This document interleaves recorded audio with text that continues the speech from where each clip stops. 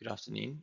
My name is Dr. Thomas Gower, and I'd like to present some learning from the Shared Decision-Making Clinic since its inception at Medway NHS Foundation Trust in 2023. Every year, roughly 250,000 high-risk operations happen in the UK, and these account for 80% of total perioperative mortality.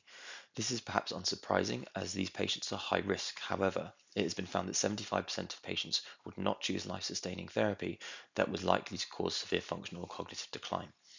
Clearly, patients value quality of life and not just quantity, so thorough discussion of risks of all possible outcomes is clearly essential to an informed decision-making process. To accommodate these higher risk complex patients, a structured multidisciplinary team shared decision-making clinic was started in 2023 for colorectal cancer patients. This clinic aimed to improve the quality of information to patients to make an individualized, informed decision with regards to their care.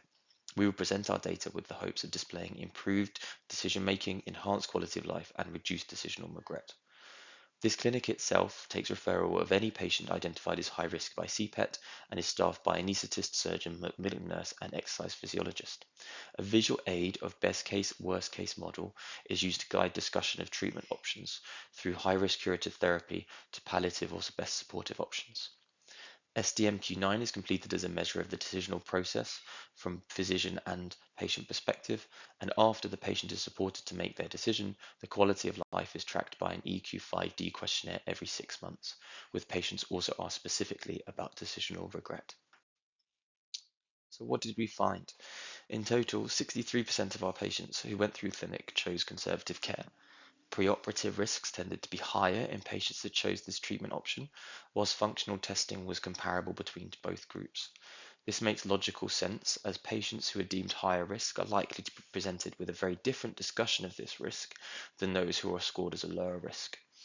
Importantly, the quality of the decisional process was high and quality of life at 6 months was comparable in both.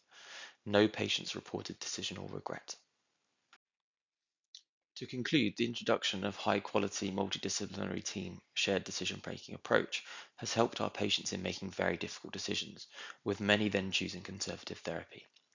Patients with higher risk preoperatively seem to be more likely to choose conservative management strategy after these discussions. However, quality of life remained comparable between the two groups. Thus far, no patients have expressed any decisional regret.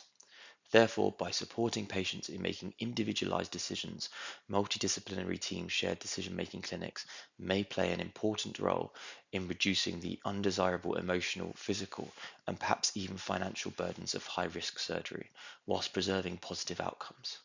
Thank you for your time and your consideration.